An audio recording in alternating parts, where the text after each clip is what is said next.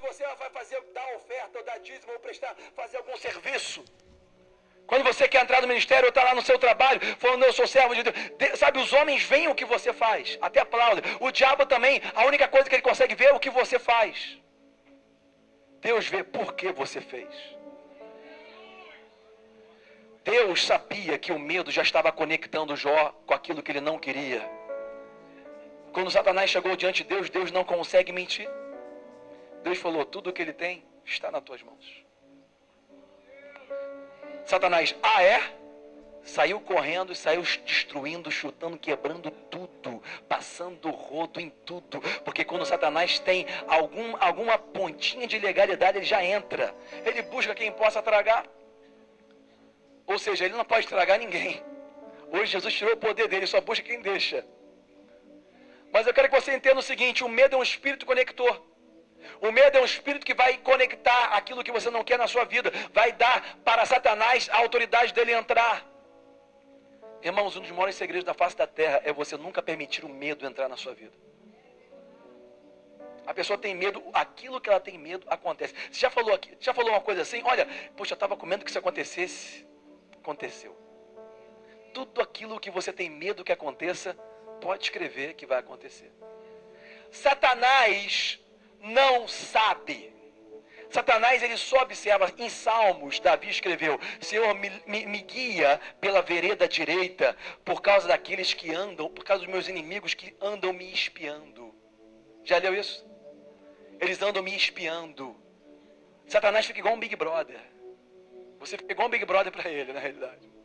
Ele fica observando. Sabe, Satanás uma vez estava lá e depois que Adão pecou e foi expulso, Deus apareceu e Deus veio amaldiçoando todo mundo, um por um. Veio a serpente, foi a mulher, depois chegou no homem. Mas quando Deus chegou para a mulher, certa vez Deus falou assim, olha, da sua semente vai sair um, que vai pisar na cabeça da serpente. Aí Satanás já levantou a antena, né? Opa! Enquanto foi passando o tempo, a profecia foi se estreitando e vindo mais específica. E Satanás foi observando aquilo, até vir um. Sabe, apareceu um cabeludo certa vez, que comia gafanhoto com mel, andava com aquela roupa de rock and roll e vivia no deserto. Não tinha Twitter, não tinha Facebook, não fazia propaganda na televisão, não fazia outdoor, não fazia nada. Ele ia para o deserto e começava a chamar todo mundo de pecador, de safado, de vagabundo, de raça de víbora. E todo mundo ia lá ouvir o que ele tinha a dizer e gostava de apanhar. É a unção, irmãos. Aí esse maluco rock and roll cabeludo teve um primo abençoado. Aquele primo, né, estava lá, nasceu, começou a crescer e com 12 anos esqueceram ele numa cidade, foram buscar depois, ele estava dando aula para todo mundo e foi crescendo na graça e no conhecimento. Quando tinha 30 anos de idade, aquele rapaz foi para o deserto. A Bíblia diz que foi cheio do Espírito Santo e chegou lá, ficou no meio das feras, das bestas, dos animais e em jejum, em 40 dias em jejum antes de começar o ministério dele. A Bíblia diz que Satanás tentou ele 40 dias, depois de 40 dias Satanás começou a perguntar, porque Satanás não sabe, ele precisa perguntar, ele só fica vendo, observando a sua reação, ele não sabe o que acontece dentro de você, ele não sabe a sua motivação, ele não sabe que foi o Espírito Santo que te levou, está entendendo isso? Aí ele começou a perguntar, se você é, porque ele não sabia se ele era o Filho de Deus, então ele tinha que perguntar, se você é o Filho de Deus, com certeza o Filho de Deus vai conseguir transformar pedra em pão, porque ele sabe que tudo foi criado, o Filho de Deus é a própria palavra encarnada, ele sabe que tudo foi criado pelo poder da palavra, ele sabe transformar essa pedra branquinha, redonda, que parece com um pão, num pãozinho de padaria, pode transformar essa montanha até num Big Mac, se ele quiser.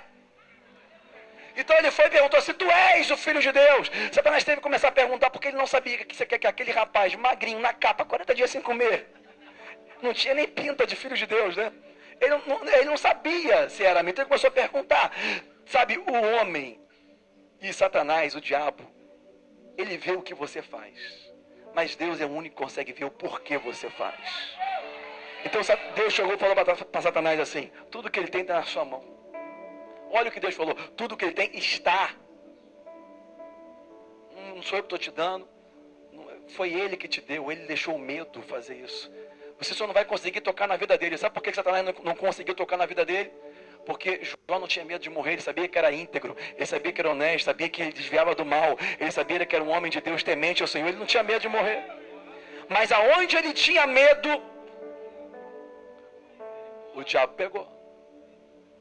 Aonde ele tinha medo, o diabo pegou. Irmãos, hoje nós estamos desmascarando o inimigo. Medo não é um sentimento, é um espírito maligno que está atuando na vida de muitos cristãos, conectando aquele cristão com aquilo que ele não quer, trazendo para você aquilo que você receia que não aconteça. Hoje você vai ficar liberto de todo tipo de medo em nome de Jesus. Falei que ia ser direto, né, irmãos? Pula para 1 Coríntios 10, 13, vou estar terminando. 1 Coríntios 10, 13. Calma, irmão, calma. O Espírito Santo é a única pessoa que eu conheço que fala muito em poucas palavras. Uma vez, sabe, eu vou compartilhar com vocês aqui um testemunho meu. Eu sou neto de um homem. Os meus dois avós foram pastores. Embora são empresários, eles sempre viveram para o ministério, né? E um dos meus avós ainda está vivo com 90 anos até hoje, graças a Deus, em casa, bem. Ele chama-se Custódio Rangel.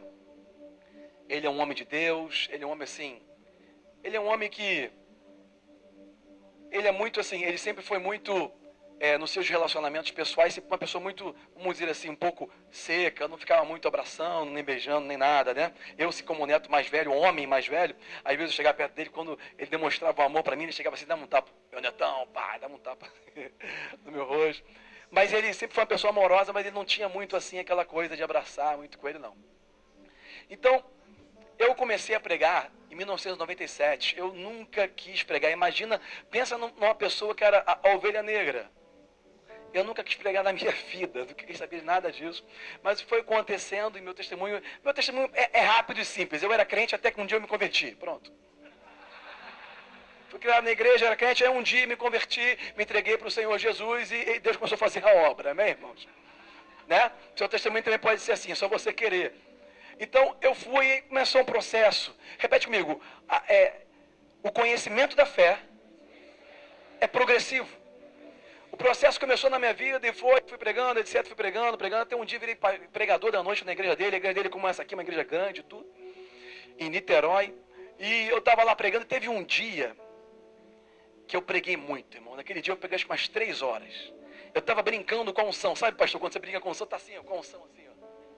Estava jogando unção, falava assim, era curado, falava, uma coisa. A veia estava saltando aqui da goela, da pescoço aqui, ó. Estava pregando, aquele pregador, pá, pá.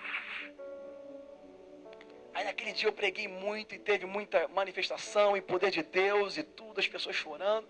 Aí eu fui e sentei. Sabe, na igreja do meu avô é diferente. É aquela igreja que tem o púlpito aqui em cima, os pastores sentados aqui em cima. Aí eu preguei, né, de terno e gravata. Desculpa, pastor. Pode ficar à vontade? Eu estava de terno e gravata, que lá só pode pregar de terno e gravata. Eu usei gravata durante muito tempo, mas ela não aprendeu nada, parei de usar ela. Aí, bom, eu acabei de pregar, fui e sentei lá do lado do meu avô, né? Sentei, finge que você é meu avô. Aí sentei aqui assim, o povo todo lá, o púlpito aqui, eu sentado. E meu avô, ele nunca olhou para mim assim no púlpito, ele ficava olhando reto. E eu do lado dele aqui assim. Aí ele escreveu num papelzinho, um pedaço de papel, uma coisa, e fez assim, ó. Ele nem olhou para mim, ele só fez assim, ó. Me deu aquele papelzinho, aí eu peguei aquele papel, recado. Quando eu peguei aquele papel, eu falei, é hoje, isso aqui vai virar um quadro. Eu vou moldurar esse recado. Com certeza ele escreveu aqui, hoje meu netão, tu quebrou a boca do inferno inteirinho, né? Eu pensei, com certeza que hoje eu preguei demais, hoje foi muito bom. Mas deixa eu ler 1 Coríntios aqui, depois eu volto para esse... Eu vou voltar porque eu sei que vai ter muita gente que vai falar assim, né? Então eu vou voltar para o recado depois, mas vamos voltar aqui para 1 Coríntios. Abriu aí 1 Coríntios, capítulo 10? Glória a Deus. Vai guardando só esse testemunho que eu vou finalizar com ele, amém, irmãos? 1 Coríntios 10... Versículo 13 somente. Olha lá. 10, 13. Todos acharam? Não vos sobreveio nenhuma tentação, senão humana. Em outras traduções, carnais. Tentação carnal, tentação humana. Mas fiel é Deus, o qual não deixarás que sejais tentados acima do que podeis resistir. Antes, com a tentação, dará também um meio de saída para que você possa suportar. Pastor, é lícito para mim andar aqui na frente um pouquinho? Então pronto. Dá licença aí, irmão. Eu sou garoto, posso pular, mas vou ser mais educado, primeira vez que eu venho aqui, né? Eu gosto de chegar um pouco perto das ovelhas, eu estou falando com aquelas ovelhas ali, ficava falando mais aqui. 1 Coríntios 10, 13. Não te sobreveio nenhuma tentação, senão humana, senão carnal. Junto com ela vem o escape. Por quê? Porque não é Deus que traz a libertação, mas não é Deus que traz a tentação, mas é Ele que traz o escape. Para que você possa suportar. E olha que interessante. Não te sobreveio nenhuma tentação, senão humana. Vou fazer uma pergunta para vocês. Por acaso alguém aqui já teve tentação de dizimar?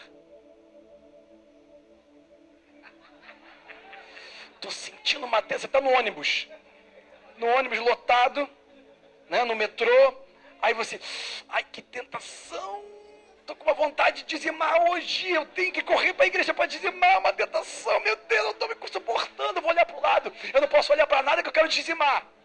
Alguém já sentiu isso? Você já sentiu a tentação de ofertar alguma coisa para Deus?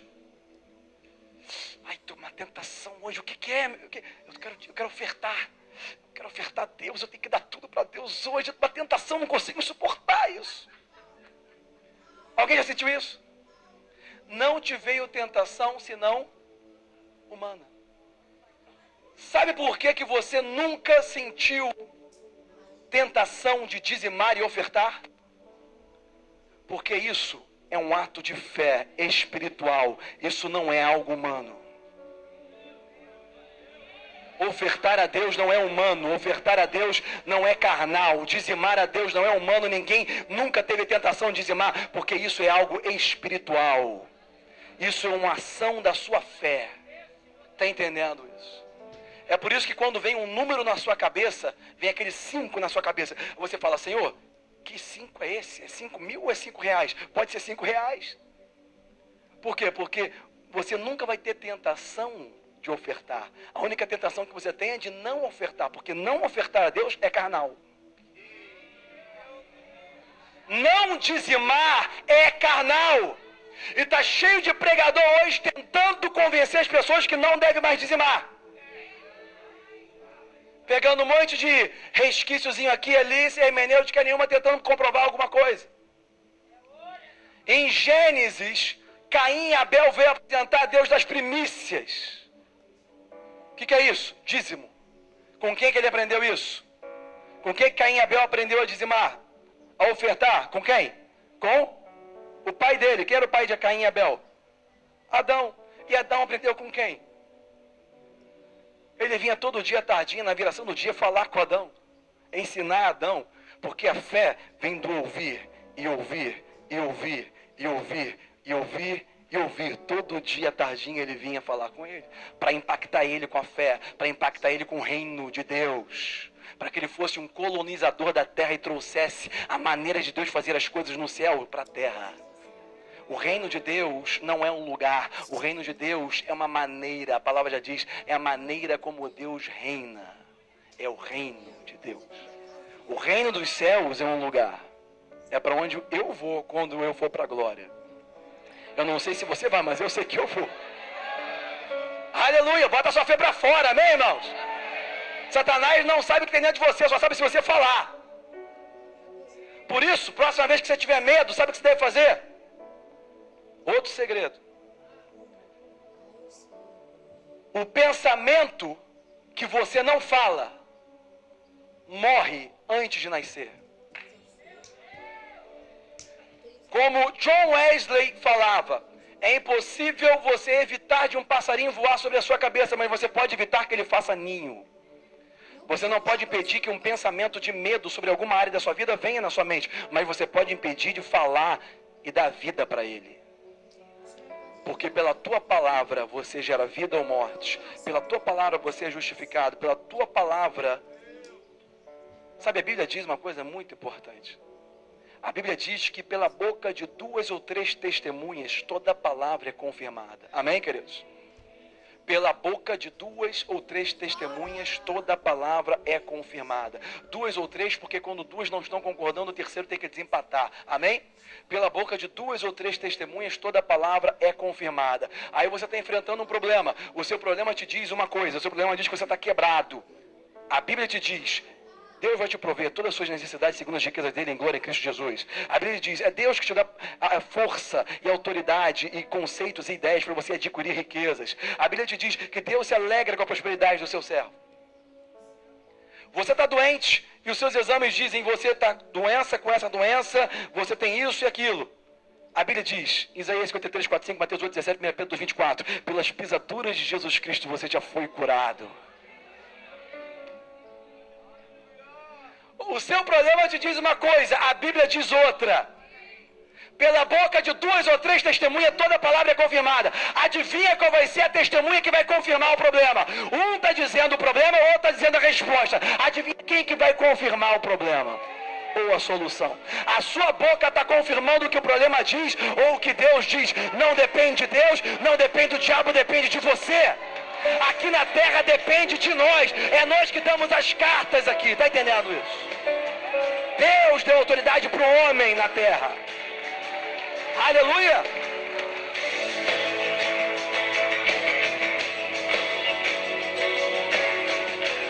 Tudo que você plantar vai vir para você. Quanto mais glória você dá para Deus, mais glória de Deus desce na sua vida. A fé busca do invisível e traz para o visível. A fé vê a resposta antes de ter. A fé fala o que Deus fala antes de receber. A fé recebe agora.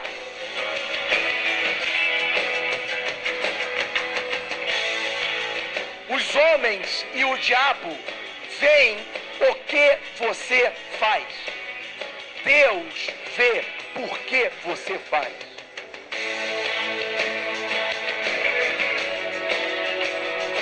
O reino de Deus não é um lugar. O reino de Deus é uma maneira. A palavra já diz, é a maneira como Deus reina. É o reino de Deus. A sua boca está confirmando o que o problema diz ou o que Deus diz. Não depende de Deus, não depende do diabo, depende de você.